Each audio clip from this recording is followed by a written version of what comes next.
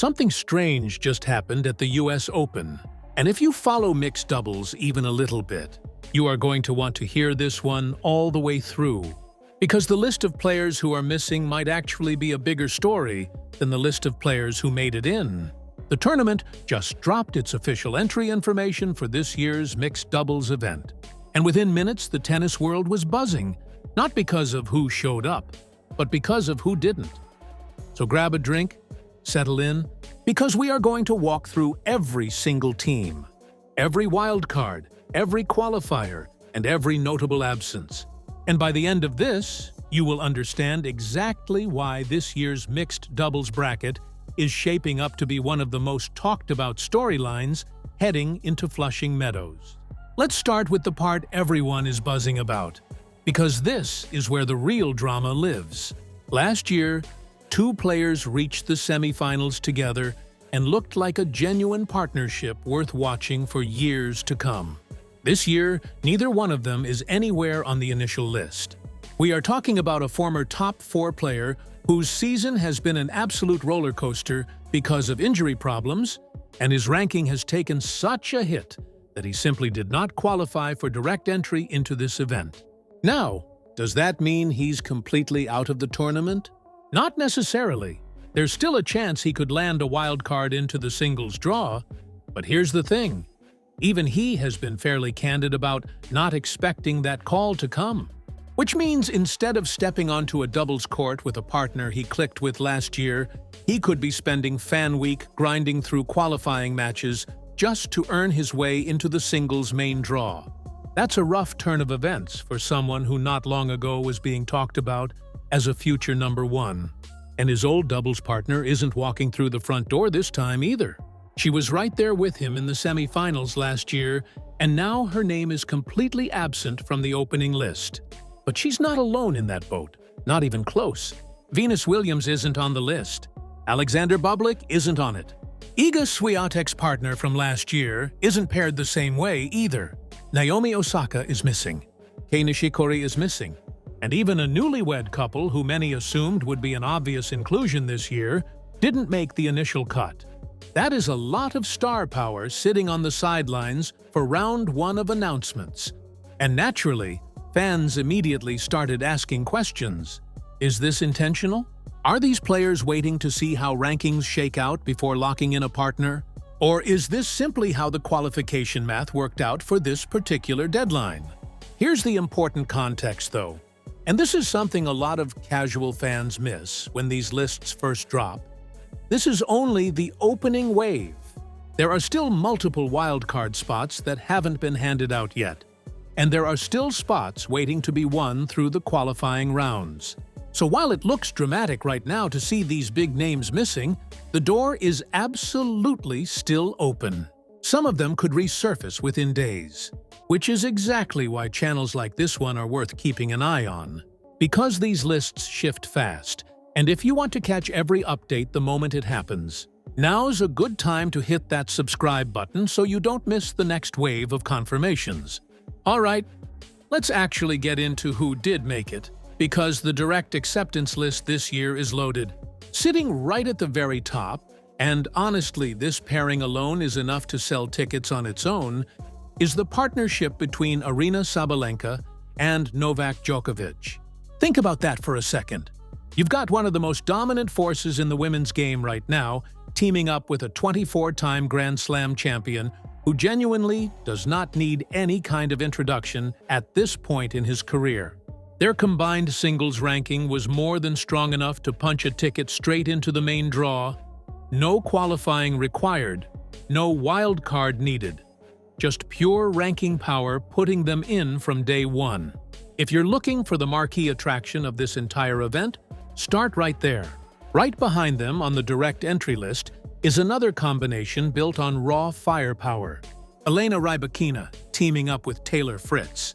If you've watched either of these two play, you know exactly what this team brings to the table. Some of the heaviest serving in the sport today, paired up on the same side of the net. That's the kind of team that can end points before the rally even really begins. Then you've got Diana Schneider linking up with Daniil Medvedev, Another team that blends serious power with all court craftiness.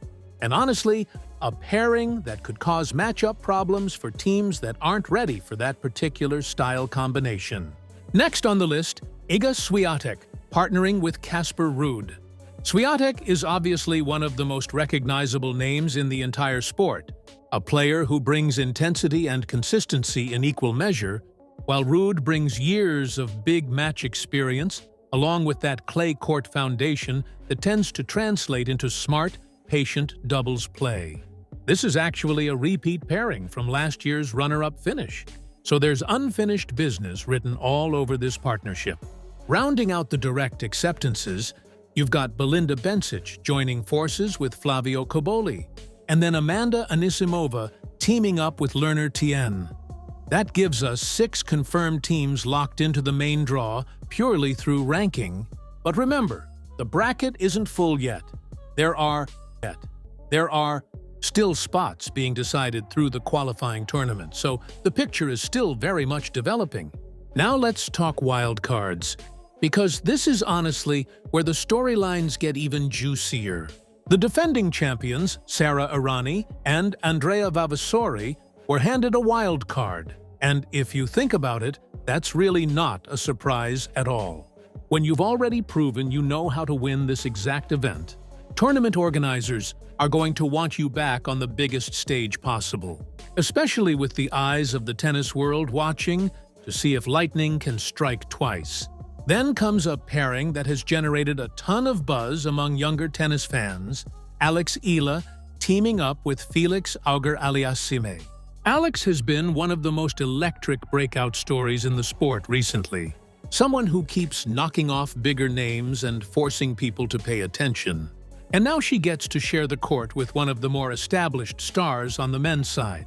For a rising player, that kind of stage time next to a seasoned competitor is invaluable, both for exposure and for pure experience. Next up, Leylah Fernandez pairing with Frances Tiafoe. Fernandez already has a US Open final under her belt in singles, so she knows exactly what the atmosphere in that stadium feels like under pressure. And Tiafoe has built one of the most passionate, loyal fan bases in New York over the years. Put those two together, and you've got a team that the crowd is going to be fully behind from the very first point. Taylor Townsend and Alexander Zverev also received wild cards, and this pairing is intriguing because Townsend brings genuine doubles pedigree. She knows how to construct points and control a net, while Zverev adds that elite singles-level power that can change the physics of a rally in an instant. And then there's the pairing everyone keeps talking about, because it's just too good of a storyline to ignore. Elena Svitolina and Gael Monfils. Yes, that's an actual married couple stepping onto the court together as a competitive team. Think about how unique that is. This isn't just two athletes who happen to team up for strategic reasons. This is two people who go home together, who share a life together, now sharing a scoreboard together in front of a packed New York crowd. That kind of chemistry, or maybe even that kind of playful tension, is exactly what makes mixed doubles must-watch entertainment. You're not just watching a match, you're watching a relationship play out in real time under pressure. Now here's a fun tidbit that got a lot of attention. Venus Williams also picked up a wild card, pairing up with Riley Opelka. Venus, at this stage of her career, stepping back onto one of the sport's biggest stages, still commands attention no matter what event she's entered into. And fans are going to want to see how that partnership performs. So at this point, we've got a solid group of confirmed teams, but there are still additional wildcard spots that haven't been announced yet, which means there's still room for more surprises. Could one of the missing stars from earlier in this list find their way back in through a late wildcard? Could we see another surprise name added to the mix before the deadline closes completely? Nothing is fully locked in yet, and that uncertainty is honestly part of what makes tracking this tournament so much fun in the days leading up to it. Let's shift over to the qualifying draw now, because this is where things get intense in a very different way.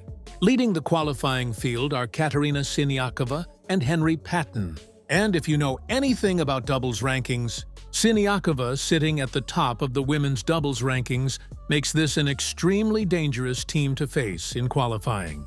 Right behind them, Gabriela Dabrowski and Harry Heliovara. Then you've got Luisa Stefani teaming with Neil Skupski, followed by Alexandra Krunic and Mate Pavic. Then Jelena Ostapenko linking up with Marcelo Arevalo. And finally, Aaron Rutliff pairing with Lloyd Glasspool. These 6 teams are going to be fighting for their lives in a qualifying tournament that only runs for a single day, which means there's zero room for a slow start. One bad set, one shaky service game at the wrong moment, and your run through New York could be over before the main draw even begins. That kind of pressure cooker environment tends to produce some genuinely thrilling tennis. Because everyone on that qualifying list knows exactly how doubles works, they've built entire careers around it. And now they're fighting for just 2 remaining spots in a stacked 16-team field. So let's zoom back out and look at the full picture here, because there's a lot to digest. On one hand, you've got some genuinely massive names missing from this opening list. A former semi-finalist pairing that many assumed would return. Venus Williams initially sidelined from the direct list before her wildcard came through. Naomi Osaka absent, Kei Nishikori absent. A newlywed pairing that a lot of fans expected to see together not appearing on the early list. On the other hand, you've got an incredibly loaded direct acceptance group headlined by Sabalenka and Djokovic. A wildcard class that includes a married couple competing together, a rising star getting paired with an established veteran, and defending champions coming back to defend their crown. And, layered on top of all of that, you've still got wildcard spots waiting to be filled and a qualifying tournament that's going to decide the final 2 entries into the bracket. This is exactly the kind of situation where the story is still being written in real time. Every single day between now and the start of the tournament, there's a real chance another name gets added, another partnership gets confirmed, or another surprise wild card gets announced. That unpredictability is honestly part of the appeal, because it means the conversation around this event isn't going away anytime soon. It's only going to keep evolving right up until the first ball gets struck in Arthur Ashe Stadium. If you've made it this far, you clearly care about how this bracket takes shape just as much as we do. So make sure you're subscribed and staying tuned. Because the moment new wildcards get announced, the moment the qualifying results come in, and the moment that final 16-team bracket gets locked in, we're going to break it all down for you here.